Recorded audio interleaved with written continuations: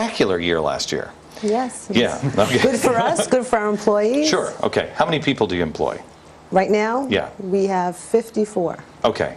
And what is it exactly that you're having a hard time with? Well, last year I had 125. Yeah, but you were building Yankee Stadium. But I'm supposed to build something else this year. Right. Okay. So we've had layoffs. So our revenues are down about 40%. Our payroll is down 40%. We tried to save the jobs using a shared work program with New York State, where all the employees gave up 1 day and they got 1 day's unemployment benefit. So they shared it. They all got paychecks then for 4 days a week. They saved on commuting for 1 day a week. So they could still pay their bills, fund their 401ks, pay their rent. But the next job didn't really come around yet, so we finally had to lay them off. So that's troubling to me because we tried very hard, at an expense to us, to keep people. You know, when you don't have the next piece of ductwork to hang, the guy, you know, takes his time, which is understandable. Right. So we did that as long as we could. Is anybody here, because again, I'm a small business owner, I just finished building my offices here in New York. We started last November. Because of unions, it took us that long to get everything done. Is anybody here concerned about card check? Card check, absolutely. What is your fear on card check? Well, there's absolutely no way I could keep the doors open if they were to unionize our place. There's just no way. Couldn't do it. Couldn't do it. Yes, go ahead. I mean, my company, we have about 375 employees, and the majority of them are part-time, hourly type employees. And when you think about the possibility of, you know, all of a sudden somebody comes in one day and puts 50% plus one cards on your desk, and you've got 100 days or 120 days to sign a union contract, and then if you don't get it done, you go to binding arbitration, and now, you know, the Labor Department's going to tell you how much to pay a dishwasher. Are you saying done. maybe the government isn't an honest broker, an honest mediator? What else is new? So let me ask you this: what are the things that you see the government doing right now that you say, that you scream at the television and say, "Good God, don't they understand?" What? What is the thing that? Yes. Healthcare, like you, I pay 100% for my employees. There's 8 of them who are part of my staff, and they don't pay any part of the premium whatsoever. It costs me right now $115,000 a year for those 8 staff members. The 8% penalty tax on their payroll would be $65,000. So it would save me $45,000, $50,000. I don't want to save that money at the expense of giving them universal government-controlled health care. Right. But if they're taxing me another 10 or 15% because I'm the evil subchapter S, they're going to tax me into negative cash flow.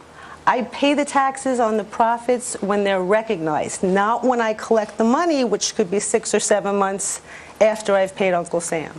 So they're going to force me to make a tough choice. Where am I going to get the money to pay the extra taxes?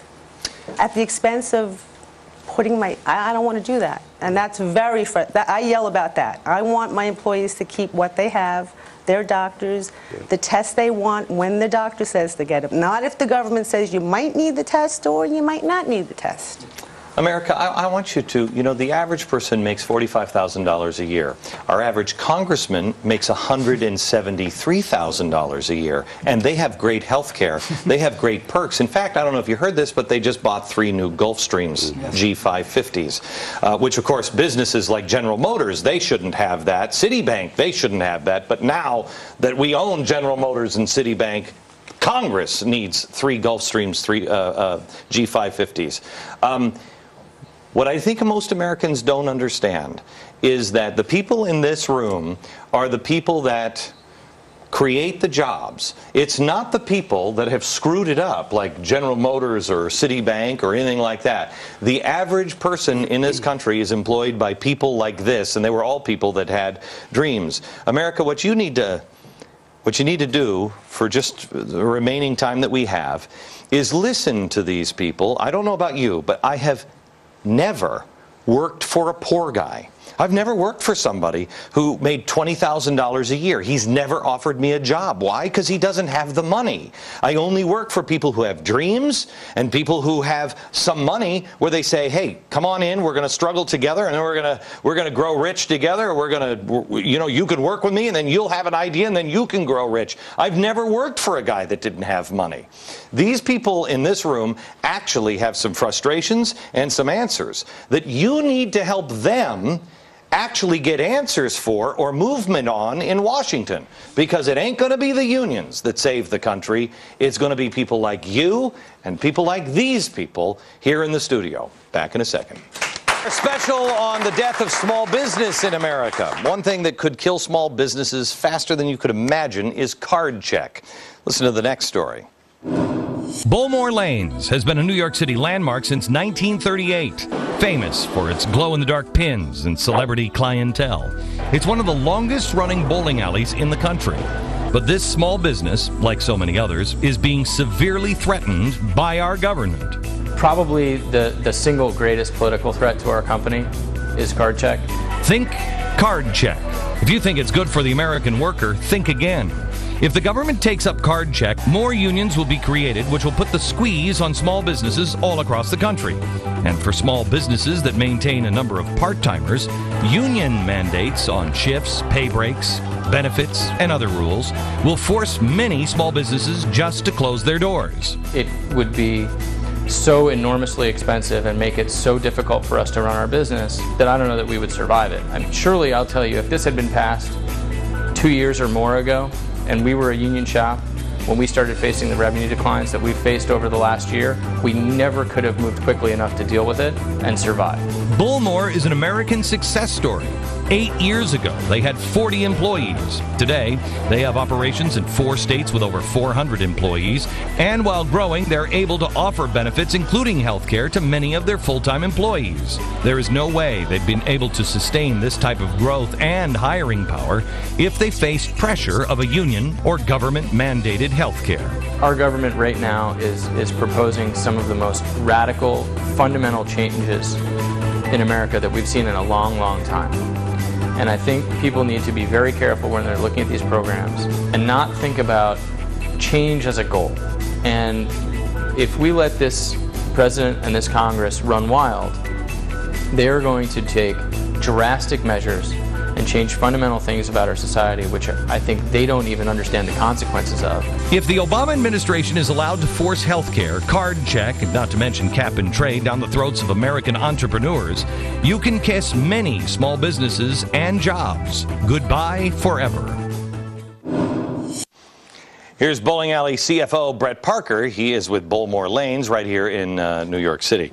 You would think that your business would be doing well right now, because you're not going to the uber elite. You're going to the average, everyday schmo, are you not?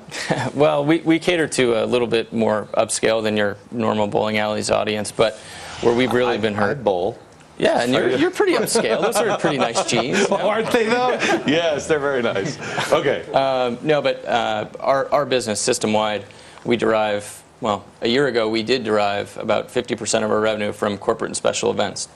And, you know, as we sort of came through AIG and bonuses and junkets and this whole deal, and, you know, we got the how dare you, shame on you, spend money on, you know, corporate entertainment, whether it's for, you know, employees or customers or whomever, and that market's just imploded.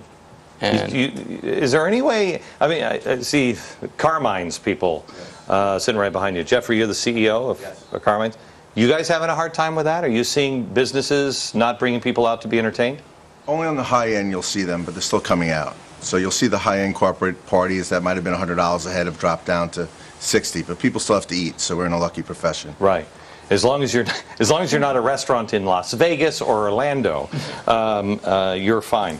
Healthcare for the Bullmore Lanes, about $1 million extra to provide healthcare. Is that right? yeah, well, it's not. We're not just one property. It's 6 venues in 4 states. We're But a bit bigger than it's still just here. $1 million. It turns out to be a whole lot of money, and you know the problem is that's all money that sort of goes for naught from my perspective, and it crushes our sustainable growth rate. What do you mean?